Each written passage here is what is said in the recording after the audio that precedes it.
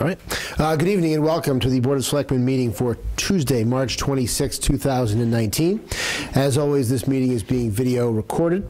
We'll begin by taking a moment of appreciation for our troops serving in the Middle East and around the world.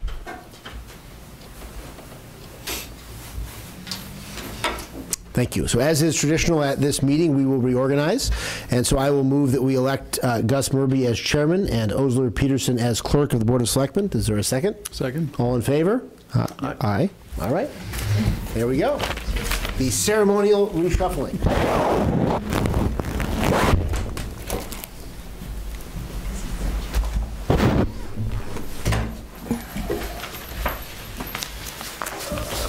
Get your glasses, Gus. It's so comfortable over there. It took me all year to get the motion process down. Right. Hold on. I gotta make sure it's been 2 years. I gotta make sure I have it here. Okay. Second. Got it. All right. Good. Back in it. I'm back in. All right. You want that? Oh, you have an agenda. All right. You feel the weight of responsibility descending upon you? Not yet. No, this is just oblivious ignorance today. So it's a good thing it's a small crowd. This would have been more interesting a week or two ago. Pete, I trust that seat is comfortable for you. Why, yes, thank you. Okay. So we have a. I got that where it belongs. It's okay. All right. We have a 7:05 appointment with Charlie Harris to discuss the 2019 car show up at the State Hospital. So, Mr. Harris, if you'd like to come and present, please come forward.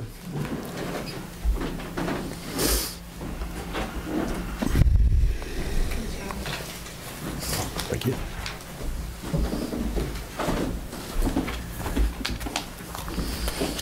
I'd like to thank you, Selectmen and the town of Medfield, for letting me have the show the last 3 years. This year here, we're looking for a June 23rd date. It's a Sunday. It's the week after Father's Day. It's the 17th year of the show itself. And last year went over excellent, a good attendance, a good spectator base came last year. Incident-free, weather didn't get bad until around 7 at night, so that worked out for me. But this year is no different. Everything should be all the same. There's nothing else, same dates. I'm looking for a day before, day after, setup breakdown. Other than that, it's business as usual if there's any questions. Any questions? None for me. Welcome back. Thank you. Appreciate it.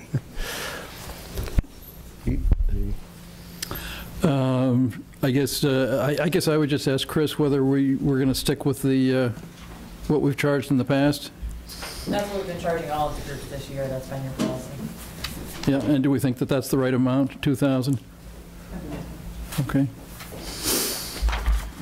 And Christine, there's no either new issues or anything from last year from the town side? No, we have no uses going on that day. So Okay. And nothing operationally? yeah, should be fine. Charlie and I will work out the license agreement. He provides his own trash pickup, all of that. Mm-hmm. Okay. How about on the rain date, Chris? There's just like 3 weeks later. Is that a problem at all for us? Yeah. Okay. Good. It won't interfere with our annual Bastille Day commemorations. Good. There were. Downtown. Has anybody else expressed interest in the hospital? Because I thought there was somebody that wanted the hospital site.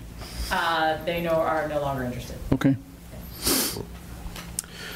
Well, for my part, it's been a good event, and I live within hearing distance of the music. So 2 years ago with the angle, it was a little closer to the hearing distance than it's been in the past. But it's been my observation. It's been a good show. It's been good for. I trust it's been good for you, and I think it's been good for the town. It's been good for visibility of the state hospital. So with that, can I hear a motion to approve assigning the contract for this year? So moved. Second. All those in favor? Aye. Aye. Carries. Okay. Thank you very much. Thank you. We'll see you in June. Okay. Let's see. Oh, this is perfect.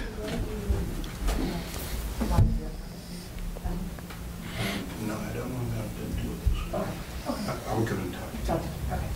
I think we have a 7:10 appointment with Liz Sandman, so we're right on schedule. I would please so note that, everyone that's listening, that in the first 10 minutes of the reign of the new chair of the Board of Selectmen, we are on time for the first 10 minutes. Kind of. Congratulations. Yeah, it'll be short-lived glory, but that's okay. Hello. Hello. Hello. I'm coming for you to request that we can hang for, I believe, the 4th year, the Donate Life flag in the lobby of the Town Hall. April is National Donate Life Month, and in the past we've hung it there for the entire duration of April. Hopefully it will spark conversations amongst people that come through the Town Hall, or when they go home, they might mention organ donation and they might start a conversation and hopefully register. I'll leave a few leaflets to dispel myths. And the great thing is, we have a cure for the waiting list, and it's getting people registered. And so by hanging this flag, displaying it, and talking to our friends and family, we can help. We can help be part of the solution. So I'm requesting that we hang it for the month of April. Questions, comments? Thank you for doing this again. Oh, you're It's very great. welcome. It's good to have you here. It's good to see you on the agenda for this. So this is great. Thank you. Great.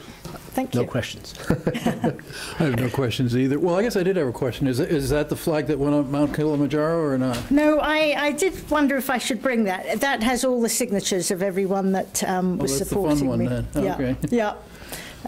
So I would have just that say one. thank you for doing this. It's a great thing that you're doing. It's important, and it makes no sense that we don't solve this problem, as you say, to have Yeah. people sign up to be organ donors. Yeah.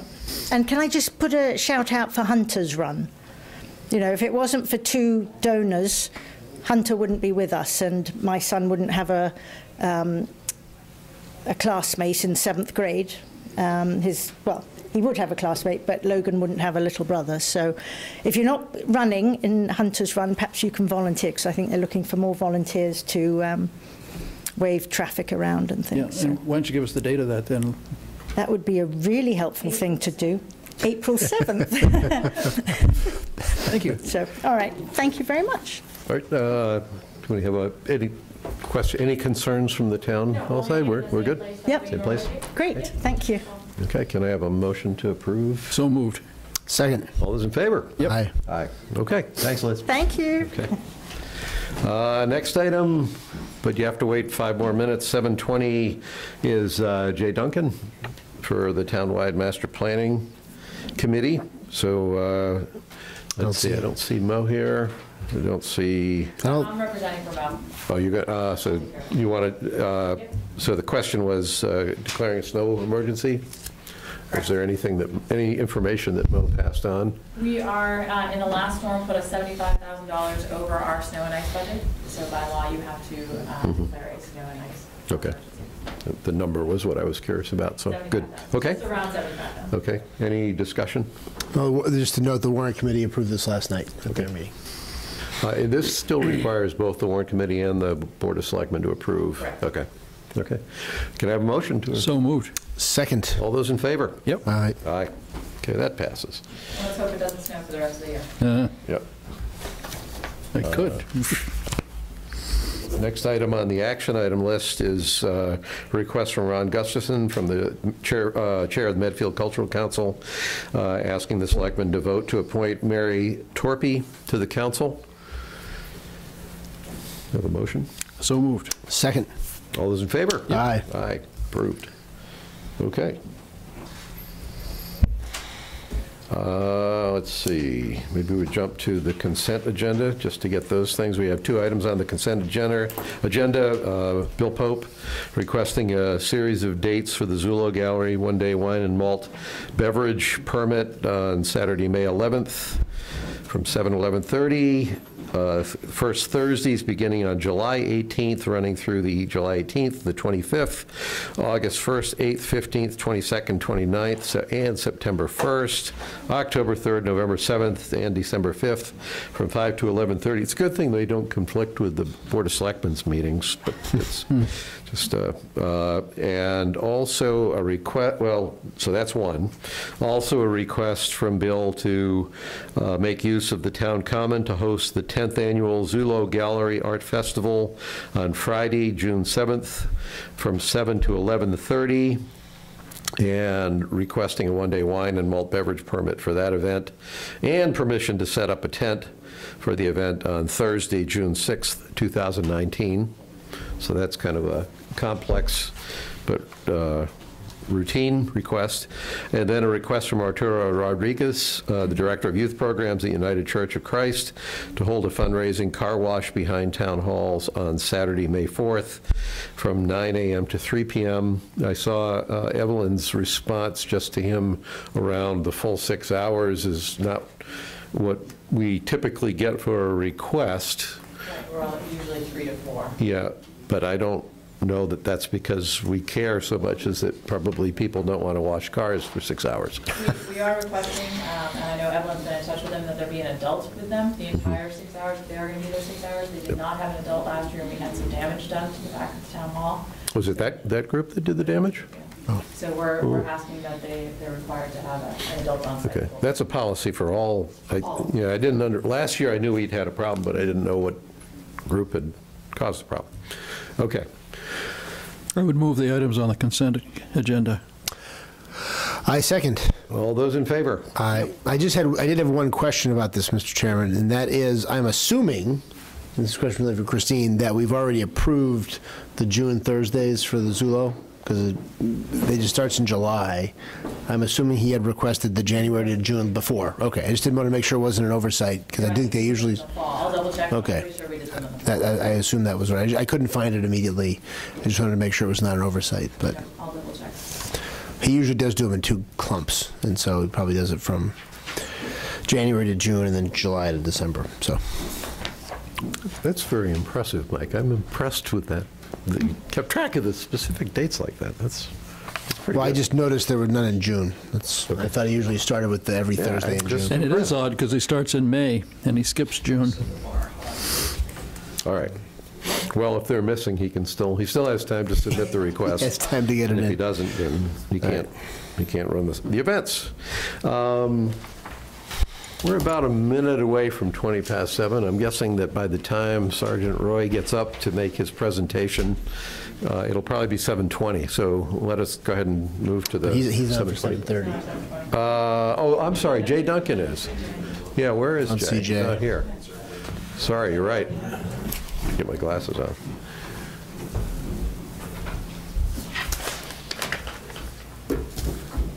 You got another 10 minutes to wait, Sergeant. No rush. There's plenty of chairs, though. You don't have to.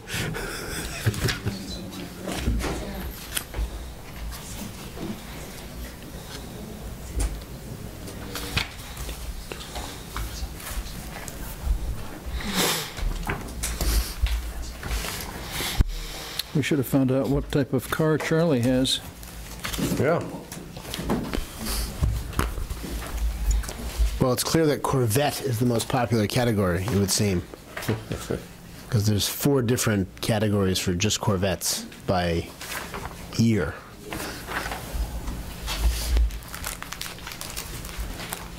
So one of my favorite cases was representing somebody who had a Corvette that he had fixed up, and it turned out that it was stolen. And so the insurance company had paid off the rightful owner of it, and so that we were in this standoff where we had the Corvette, but and the insurance company. I told them that it could take a long time for them to get the car back, and they said, that's fine. The Corvettes keep increasing in value. I just sent a message to Sarah confirming that Jay was going to be here, so I haven't heard back from her. Do you want me to town administrator goals while you're waiting? for Yeah, the goals sure. real quick? If you want to do that, sure. Yep.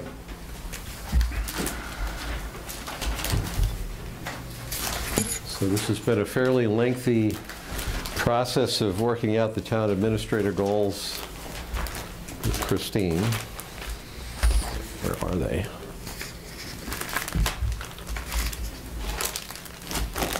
Oh, there they are. Christine, maybe you want to talk. This is an update, or?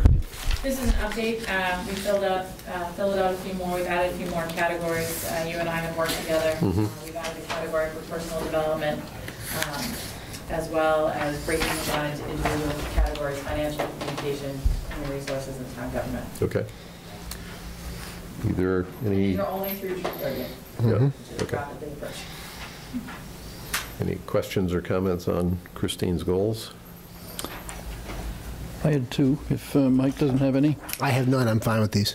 Under communication, I thought that it might be good to add transparency, because I think that's what the town really wants, is that they want to be able to see the sausage being made, so that I thought that, in addition to, I thought the breakdown was good between external and internal, but just to make sure that, that it's all presented.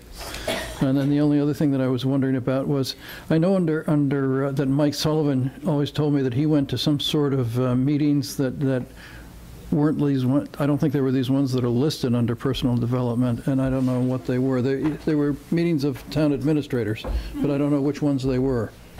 He belonged to, and I do as well, the Metro West Managers Group, which is just an informal group of town administrators from the town surrounding the area. Yeah. I also belong to the Norfolk Town Administrators Group. So I just wondered if you wanted to add those along with other. Sure. I'm just trying to, I put it down just to try to get to one. You could be out of the office 10, 15 days a month if you went to all of them. So I'm just setting the goal to one. But I can add all of the organizations on there if you'd like. Maybe just add those in and head one of those from. Yeah, I thought it would make it easier for you, because then, you know, if it's the one that you're going to, then, Perfect. yeah, because you're just saying you're going to one a month. What's that ICMA, International City County Management Association? That's just a national. National Town Administrators, international. Actually. Yeah, I think that particular category of goals was one that wasn't on the earlier drafts, and it seemed like, particularly as you step into a new role, both for your own benefit, but also just because it makes sense to make sure that category is in there. So we're going from 0 to 2 to 4, it sounds like, which is fine. Pete, I want to not exactly push back on the transparency in its concept, but the one reaction I'd have to that is transparency is kind of an amorphous thing for me. I wouldn't know whether what Christine is doing is improving transparency or not. So I would say if we have a specific idea about what it is we'd like more transparency on, then it makes sense. Otherwise, what I'm getting at is in June, we're going to, you know, Christine may or may, let's say Christine comes in and says, I've improved transparency. I don't know how I would know whether that's true or whether it's true in the areas that are important. I mean, I think the reality is that the town administrator knows all sorts of information that nobody else in town knows, probably, and the issue is getting that information from the town administrator to us or to the department heads or whoever, and so that, I don't know exactly how you measure it, but, you know, when you don't see it, you know it. So you're not just talking transparency with the public, you're actually talking about the better flow of information throughout the town. Sure, yeah. Okay.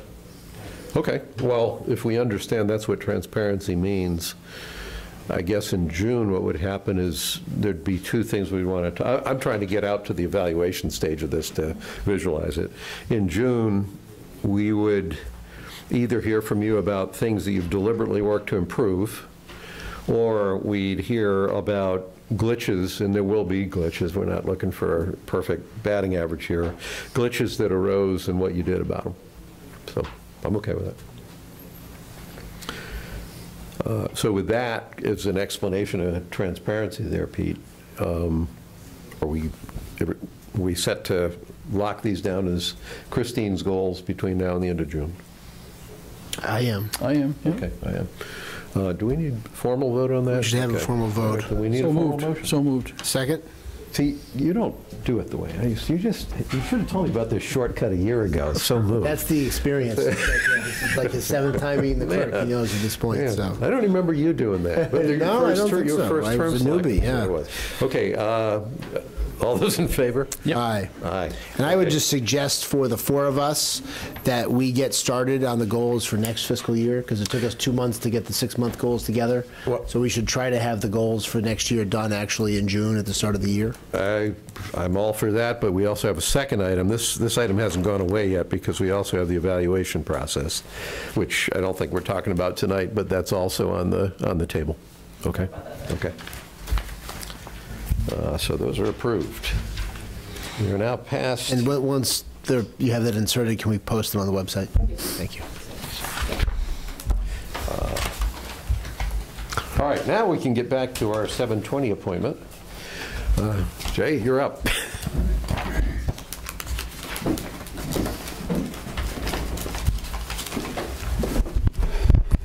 Good evening, Jay Duncan from the Townwide Master Plan Committee, and we're requesting that as part of the RFP process, you had created a charter that would guide our work. There's a schedule in there that is the last part of it. We'd like to include the charter as part of the RFP, but exclude the schedule at this time because we're a little bit behind schedule anyway, and we want to we'd like to hear from the consultants what they're proposing and respond to that. And also, we've set in the RFP that we expected not to take more than 12 months and it to be expeditious. And so that's kind of our request, and wanted to talk to you about that and see if we could do that. We'll start. I have no questions. I have no objection to that. Okay. No questions, no problems. Well, you're not going to get away with 3 people having no questions and problems. All I right. do. No problem. They're Okay. minor, Yep. but I do have questions. First off, a little background. In the charter as we originally wrote it, this charter was originally written to have a single consultant presumably get all the money that was budgeted for the master planning effort.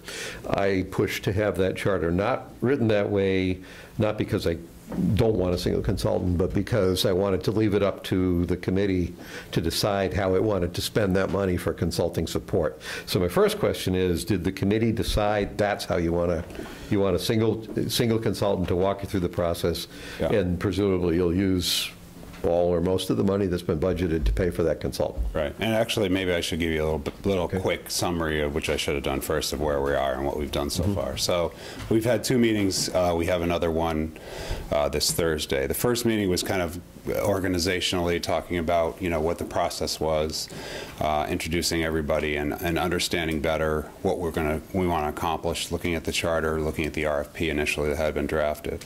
The second, we started collecting comments on the RFP. We had a presentation from the CPTC about what a master plan is and what's involved in it, and some examples.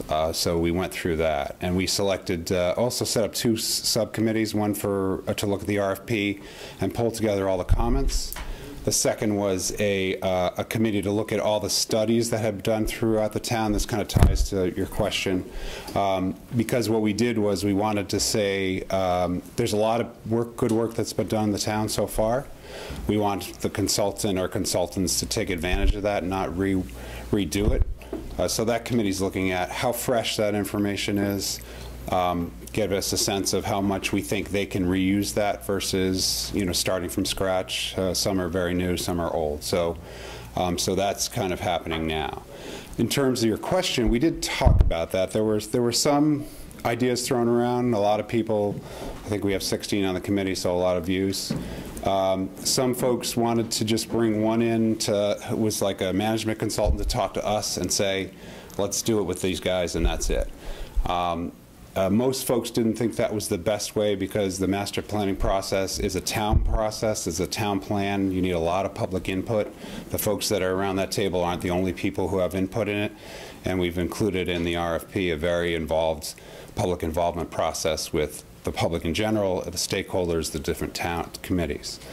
I think we are leaning toward right now one consultant, because there's a lot of consultants that do this, and are very good at it, and can take a comprehensive look at it. We did talk about as well, though, that the alternative is like the committee doing a lot of the work and then just having somebody pull it together and have it look like one document and not a bunch of people writing it, and then a hybrid of that. So there was some discussion about it. We did end up, I believe, and we'll talk about this next meeting as part of the RFP process, scope discussion, but most of the committee did feel that it was better to have one consultant under our direction. Okay.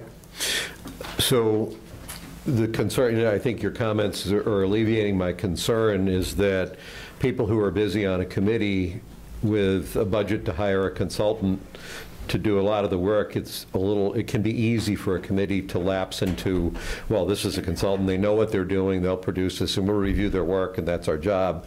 What you just said suggests to me that's not the way the committee's looking at it. The consultant will be used as a facilitator. The consultant probably has some experience having done this elsewhere, so it would be a good source of information, but the committee will still stay in control of the process. Absolutely. I mean, we see this as a town plan. It's not a consultant coming in and telling us. They're really just, they're the tool that we're going to use to pull it together, and okay. We have very passionate people who are very, are really ready to do whatever they need to do to help, voice their constituency and their own public, personal views about things, and also beyond that, they all understand how important it is that it's a town plan, because if it's not a town plan, it won't be successful. We don't want it to sit on a shelf. We don't want it just to be checking a box, and I think everybody on the committee feels that way. And some people wanted to write it themselves, and we were just like, that's not realistic. Everybody's busy, and we need somebody who does this for a living to really pull it together and understand and help us, to say, you've done this in another town that's similar to ours, and our criteria are, towns that are similar in size to us, that are similar in character. That'll be a high-weighted criteria when we select and recommend to you. So I think you can feel confident that people want to be very involved and in control of it, but they don't want to do, everything and do all the, and it would be unrealistic to expect that. So, Sarah, I would look at this as something a little similar to what we did with the state hospital before we bought the property, and we actually brought a consultant in, not to tell us what to do, but the consultant was skilled at managing the process and wound up facilitating a pretty good process. So. Yes, is there a question? No, it's just a mere nod in agreement is all I really need. That works fine. Now here's my real question. Everything you just said is fine. I feel much better about that. I don't understand why you want to make the schedule go away when you give this to the consultant. And I'm speaking as a consultant when I ask you that question. Yeah.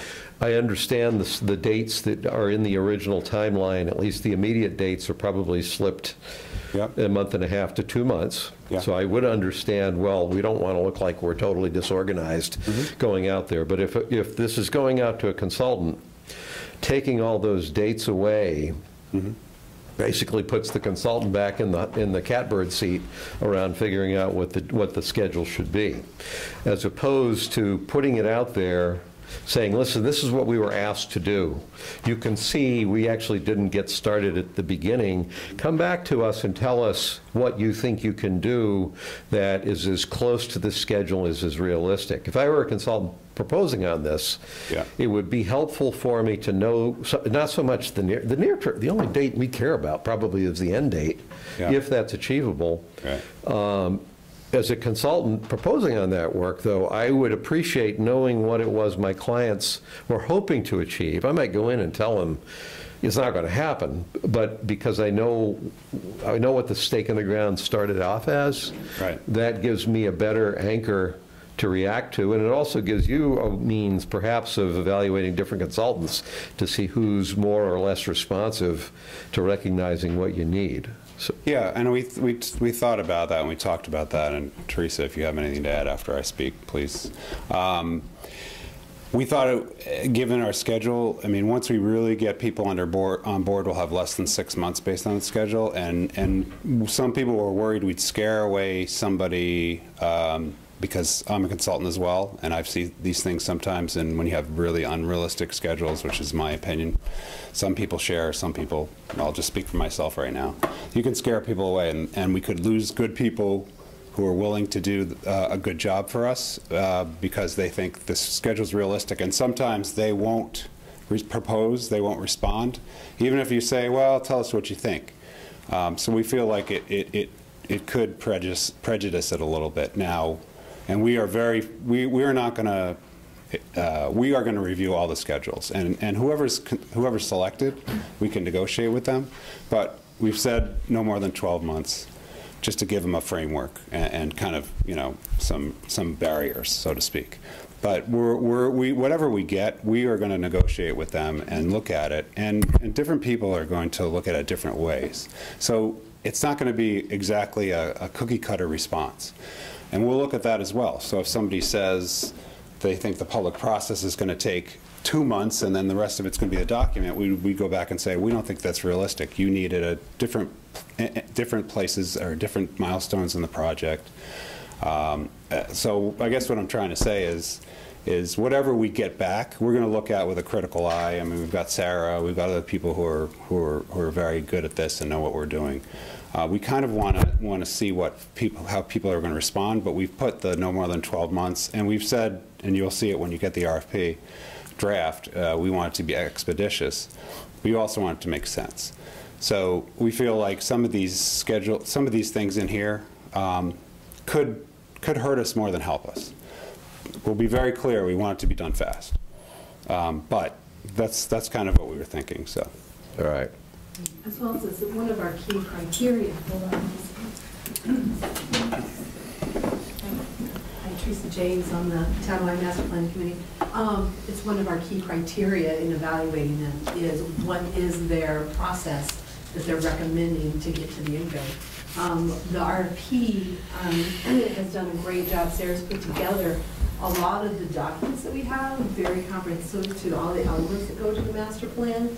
And so there's all that digestion. So it'll be interesting for a consultant who gets a lot of that information more up front than they would through that discovery of that process, which they're still going to have to do a lot of discovery because there are still some other components that need to be updated. But a real key element of this, and you probably said it, I'm sorry, just a couple minutes late, is the vision of the master plan. The vision of where Medfield needs to be in 20 years.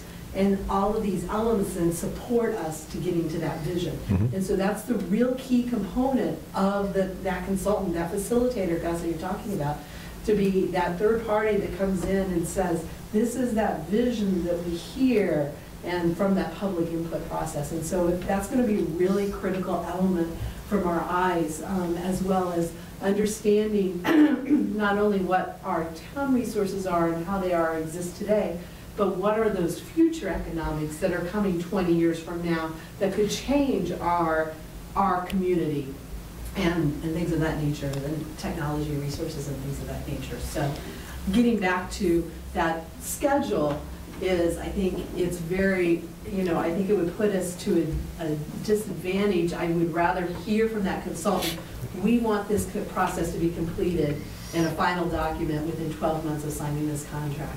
How are you going to get us to there? And what's that process? Because if they're spending all the time writing the document but not helping us with the vision, we have a problem because we have a mismatch in expectations.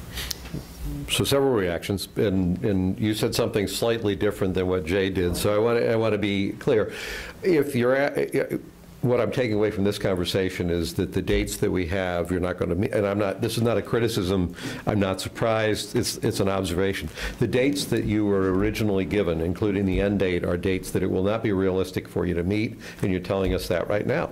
I would say that's a fair statement. And so what right now you're saying is, well, from the time we first bring a consultant on, it will be 12 months from whenever that happens. We might be pleasantly surprised, but that's what I heard you say, but not exactly what I heard you say. I said, if you didn't hear it, I said, in here we have 12 months from. But it sounded like you were still looking for people to be. Well, I think, honestly, when I respond and they give me a schedule, I try to beat it, certainly, absolutely. Okay. But I think we also want to be very careful about not rushing a process. We don't want it to be 2 years, but we want it to be a document that gets adequate buy-in, that we've done adequate outreach, that we've talked to the people, that we've taken the time to do it correctly. We have a lot of interaction back and forth.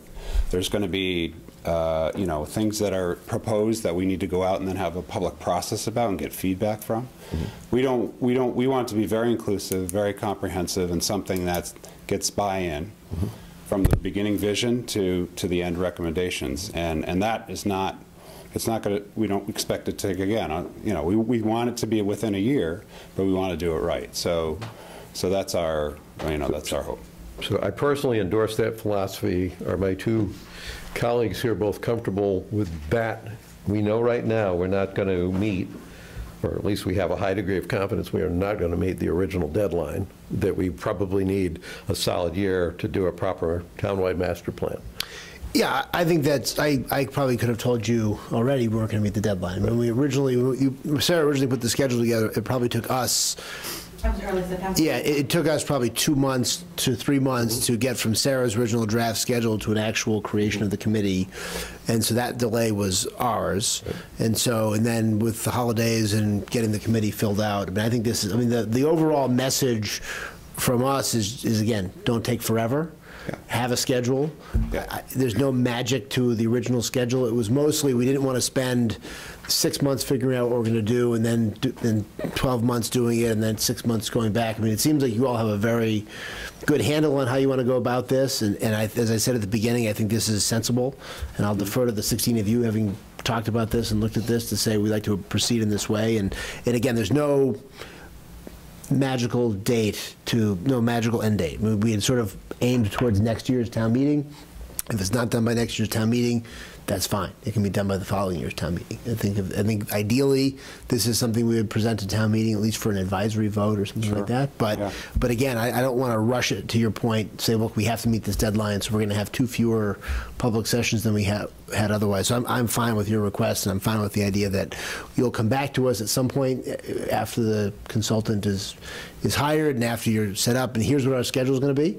This is our realistic schedule, and then we can just slot that in with the other stuff that's going on. And so we can kind of have, this is when this will be done, and we'll deal with that, and I'm fine with that.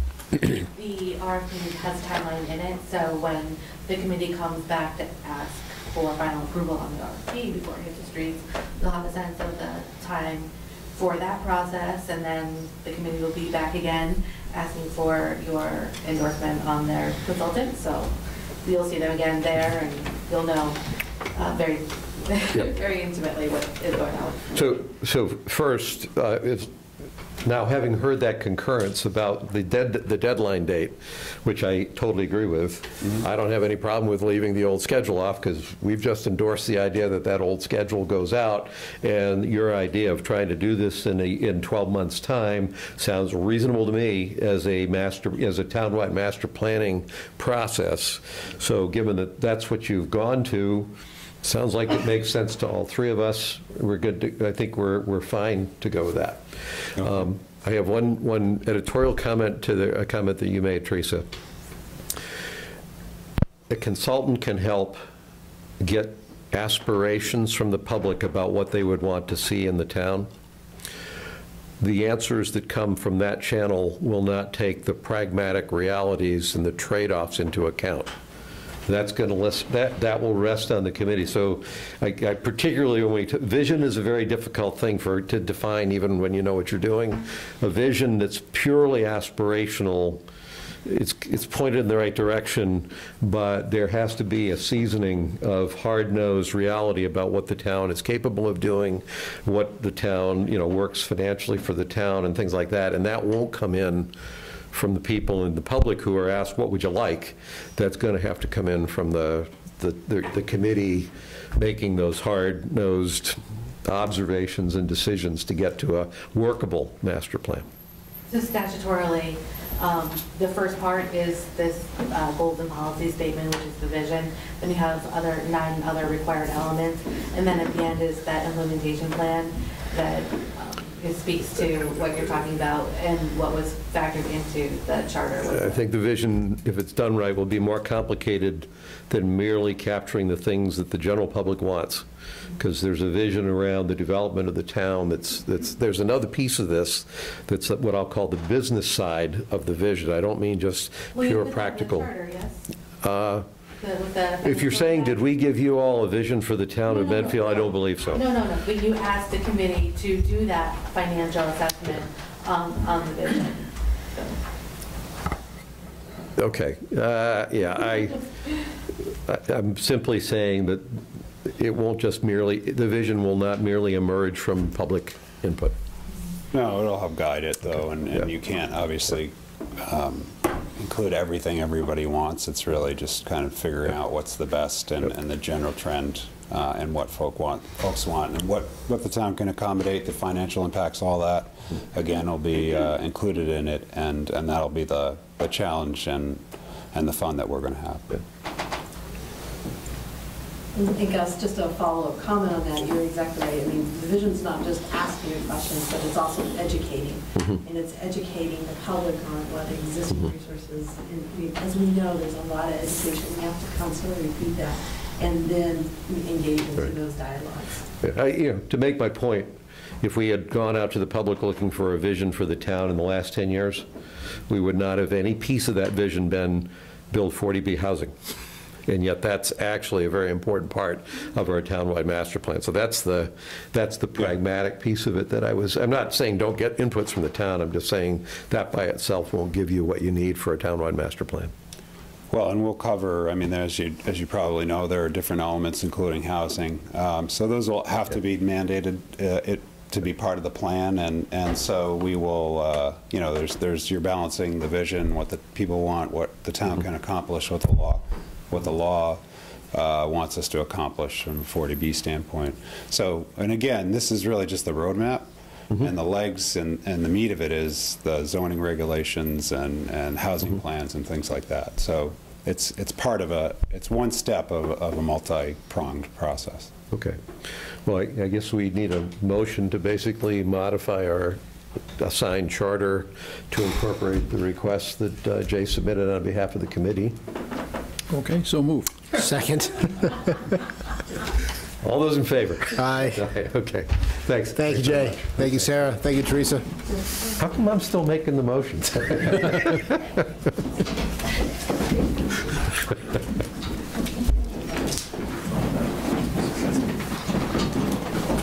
Okay, we're now at our 7:30 appointment, and my unbroken track record of getting things done on time has been broken.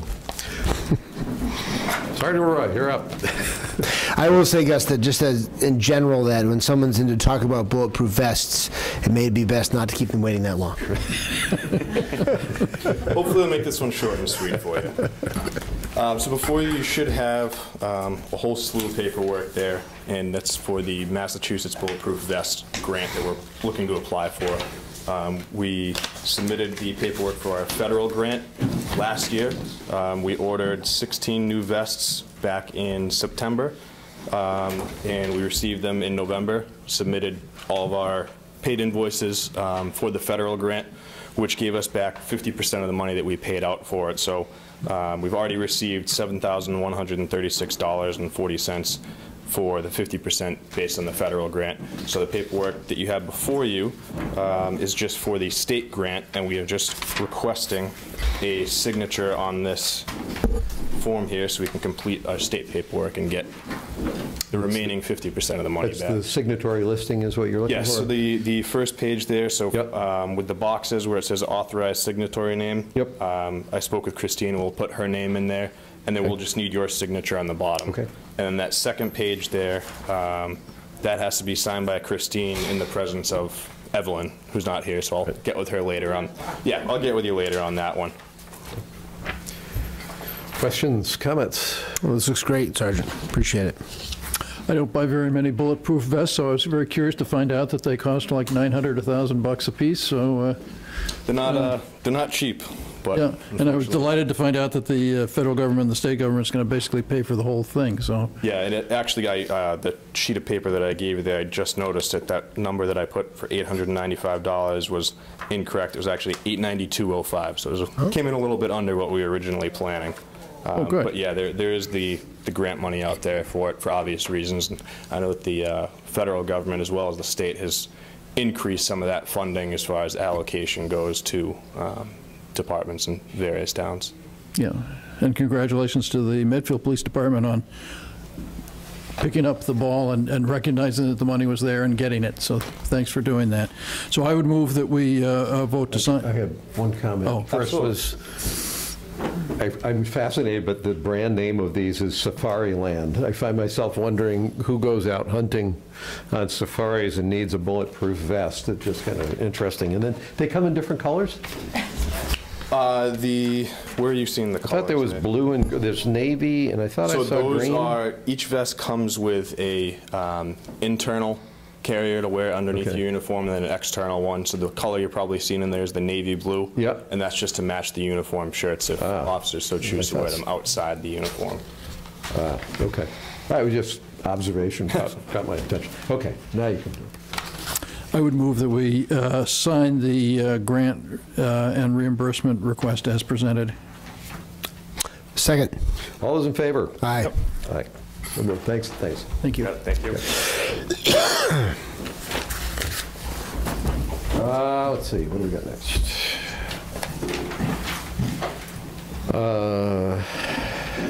Past that.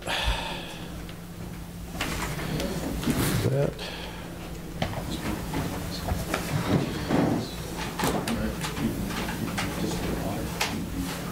We want to jump into the town finance discussion. Let's see which things are active.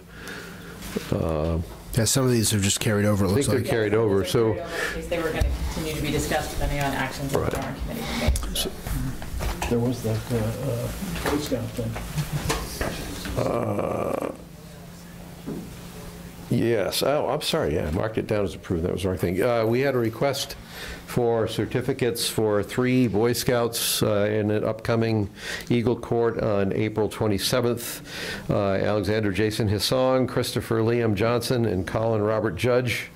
And we received a request for certificates of recognition from the Board of Selectmen. I have a motion to approve that. Sure, so moved. Second? All those in favor? Yep. Aye. Yeah, thank you, Pete. I marked down approved on the wrong one there. Everyone will prepare the certificates, and then whoever's Yep. going your time can. Yep, okay. So on town finance, anything that either of you want to, or maybe we start with you, Christine? I'll just give a quick update. I've been working very closely with Yvonne of Georgia, Sharon from the warrant committee, and the warrant committee last night voted to approve a budget. We then spent most of the evening into the very early morning trying to reconcile and dissect the enterprise fund, and we discovered an issue that we're still working on. You may have seen them working here late tonight. We're hoping to address that. We're meeting with Sharon on Thursday, and we'll have a budget prepared for you on Monday to review. Okay, so that was why I didn't get any updated, Yes. which is fine. Yep. I still, when we finally get that, for the selectmen to approve a budget, it seems to me we have to have some means of measuring what's approvable, and it's probably more appropriate against that operating override limit is what we're looking at. So I was going to have that pro forma breakout based on the framework, but I couldn't. I don't want to do it without the good numbers, because all that'll do is sow confusion. So I will have one, but I have to get the good numbers before I can do that. So, okay. Yeah, I think that's it for that. I was going to propose for your next meeting, next Tuesday, do you want to start going through the town meeting warrant and take your position on your articles? We can have that done. Happy to do that. Do we have any, do you all have any warrant articles that you want to discuss in general that popped in? I have one. I would like to know the background on the fire hydrant article that showed up, and I'm not sure what's driving. There was an interesting... That is actually Mark Sorrell's article. He's the one who's driving that, so I will let him explain it. But he hasn't gone too far. And just to give you an update on the West Street Bridge article, I'm meeting with the town of Millis tomorrow at 2 o'clock to determine whether or not they're going to be funding their half of the bridge, and then we'll have an update for what we're going to do on our half of the bridge. Okay. So on the... That's the fire hydrant. Fire hydrant. So before we leave the finances, can I just ask, I saw in the cuts, there was a $20,000 cut in the outreach. Can you explain how that's going to be handled, how that's happening? So Dawn Alcott gave her resignation this week, and so we're looking at restructuring the department. And obviously, if we bring somebody in, we'd be bringing somebody in at a lower salary, so we're taking that $20,000 from the salary lineup. But we are working closely with the schools on how we should best structure that department. Okay. Mark, it seems like my question's always, as you walk out of the room, I ask a question, it comes back to you. The question I asked around the articles, there's one in here about fire hydrants. 22. Yeah, and it showed up, and I don't think we ever discussed it, and I wasn't sure that I understood what the problem was that 22 was solving. All right, so Water and Sewer drafted a set of regulations, fairly detailed and across the boards for everything they had to do with. And they basically went out and did a survey of other boards' regulations and did a cut and paste. I reviewed it, and one of the elements was this. And I looked at it and I said, that's way broader than your jurisdiction. If you really feel that ought to be somewhere, it ought to be a bylaw. It's basically a health and safety bylaw. So I said, take that out of the regs and put it forward as a bylaw. And that's how it... Okay. So let me, just for the benefit of the two of you, when I read this, I have a fire hydrant out in front of my house. And it's out, it's out in front of a stone. When I saw yours. Yeah, and it's out in front. We have a stone wall. It's not it's not an immovable stone wall. But I sat there and said, 3 feet. I wonder, is my fire hydrant in compliance with that? And what I found out was, well, for one thing, it depends on where you measure it from, because if you measure it from the top of the fire hydrant, for sure there's the clearance to the back. If you measure it from the very end of the back spout, I'm not sure. I didn't get a yardstick out. I was eyeing it in, and so first off, I will disclose there's a personal reason why I'm asking the question, because I have a personal fire hydrant out in front of my house, and I have no idea whether this article affects that or not. So you can take everything I say with a grain of salt from here forward, because I have a personal interest. The question that I had, though, is if we're passing this article, how big is the problem? Do we have a problem? How many people will be affected by this? How does it actually work in practical terms? Like I said, I have no idea whether I'm even affected by it because of the way it's set up. And to just pass something because we have an aggressive move in one department and that this is too aggressive to throw it out there, I had a client a long time ago that used to say, if this is the answer, what's the question? Yeah, I mean, again, it was part of the package they proposed. I don't know that it is a major issue. Probably the subdivisions, given the way they're laid out and approved, so the more modern construction, you don't have really a problem, unless somebody does something stupid after they move in, which is possible. People don't seem to understand that you need a clearance, a working clearance around these things. So it's a good thing. But I mean, I don't have any pride of authorship if you want to tweak it or whatever. This currently exists in the fire code, correct? That's what Chief Carrico said? I don't know that. Okay. I think this also exists in the existing Massachusetts fire code. So if it's already, yeah. But it's the same as a fire lane. Right. It exists in the law, but if you don't have a local bylaw, there's no enforcement. So if you feel it needs to be tweaked, whatever, fine. But my real issue is I think we ought to understand, and incidentally, my fire hydrant, if it's not 3 feet, it's like 2 feet 7 inches, and a 5-inch issue isn't going to affect a very low stone wall that we have that falls down on its own. So I'm not actually, this is not an issue I would fall on my sword over, but I am curious whether there's somebody out there that has a fire hydrant that would be affected by this. And I'd at least like to know if we're going to go make a change. If they have a fire, my guess is they had the clearance when they were initially installed. Over the years, they might have had obstructions put around it one way or the other, but I don't know. Well, maybe, Christine, we could ask the fire department if there's any fire hydrants that they consider would be affected by this article throughout the entire town. The other significance is most fire hydrants are in the public way, I would think. Yeah. So that's a whole separate issue. So anyway, it was an article. I wondered where it came from. I didn't understand why. And it sounds like there was no driving issue that put it there other than kind of an There was administrative. a lot of other editing that went into these regulations. I think that was the only one that really had me baffled. So There is a blank there that needs to be filled in before the thing goes to press. Oh, we're not anywhere close to going to press yet. Okay, just giving you a heads up, those triple X's need to be replaced. Thank you. Okay, and then we'll defer a more detailed discussion on You can take all your of this. positions on them next Sure. week, yeah. That works, okay. Good. Let's see. Does that take care of, I think that takes care of all the warrant articles for now. We've got the licenses and permits. We're down to the town administrator update. I have no active update other than working closely with the warrant committee over the last 10 days. Okay. We don't have any changes to the Board of Selectmen action item list. That's just a continuing item. Okay. Selectmen report. Mike? Sure. So I was out of the polls yesterday for the election. It was a nice day. It was.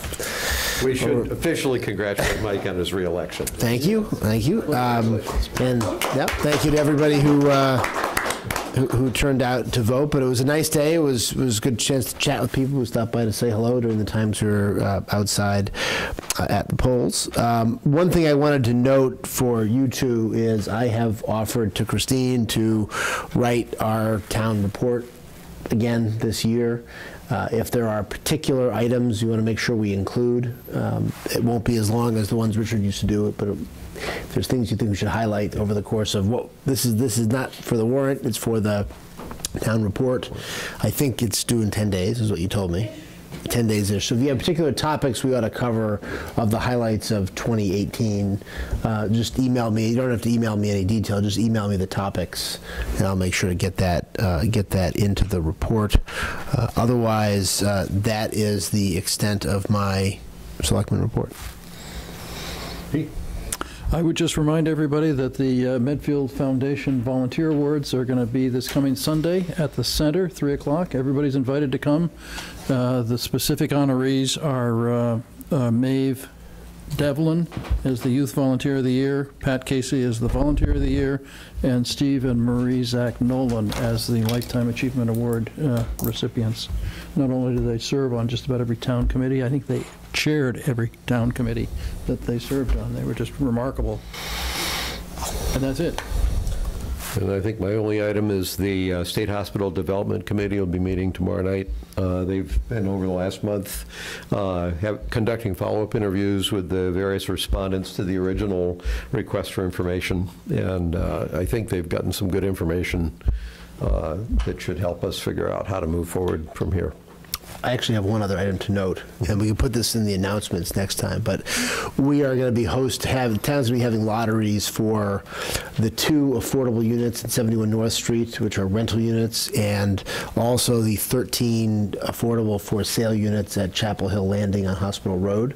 And so there's more information. The application packages are available on the town website. The income and asset level tests for the 2 groups are different, and so the rental unit has its own set of tests for who qualifies as affordable. The for sale units also have their own test for it, so there's about a 30-page packet that explains all of this in detail. I believe both developments have Medfield preferences for a portion of the units. So of the rental units, one of the 2, and I think of the the for sale, is it 8 of the 13? 8 of the 13 Medfield folks will go to the front of the line in the lottery for those units. So. And I realized that I actually skipped over the citizen comment at the start, so partly why I was on time was I dropped off agenda items that were early on. Are there any citizen comments? Great meeting. We're going for the indoor record on the shortest meetings now. Just call it one item on your informational is that we are once again a tree city. All right. Right. And you're the ward, are you the official again for the? So I think I actually noticed that we have a sign as you come into Medfield saying that we're a tree city. I hadn't noticed that until, so that raises another question in my mind. Our welcome to town of Medfield, the nice blue signs have sometimes disappeared. They were being redone, were they? Or? Yes, they're being redone. Yeah. There was some, about a week after they were taken down to be fixed, I had multiple panicked phone calls that someone had stolen the sign. So, but no, they're being worked on. We hope to have them back up in the spring. But thank you for planting that idea in the minds of every kid in town. I didn't suggest that. I just wondered where they had been. They're all watching, I'm sure. Mark, the other information item was the Noon Hill, anything? I think I told you that it's scheduled for a hearing back with the Concom. Yep. I met with them last week in executive session to kind of go over where it is, and there is a way forward to resolve the thing simply. We'll see whether it plays out or not. Okay. Good. All right. Well, unbelievably, it's 8:05 or so, and My God. I've run out of items on the agenda. Pete, your turn. Move that we adjourn then. Second. All those in favor? Aye. Aye. All right. Thank you, everybody. It's all downhill from here, folks. Let's do next Tuesday, shall we? Is that just a record for brevity or what? Yeah. Well, for me it is. It undoubtedly will stand for some time.